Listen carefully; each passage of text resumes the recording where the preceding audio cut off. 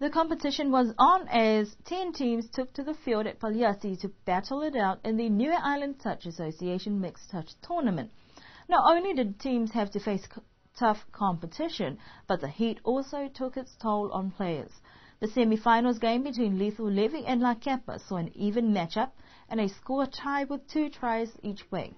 But into extra time with a 2-minute drop-off, Lethal Levy delivered the final blow, scoring a try to secure 3rd place. The final saw Avaseli take on Alofi too, and that too proved difficult, but Avaseli proved too good, winning convincingly with 3 tries to Alofi's 1. This year's champions went to Avaseli, Alofi in 2nd, Lethal Levy in 3rd, and La Kepa in 4th. Also coming up in the new year is a Niue Australia Touch team who will be touring from 1 week from the 7th to the 14th of January to compete in the Niue versus Niue Aussie tournament.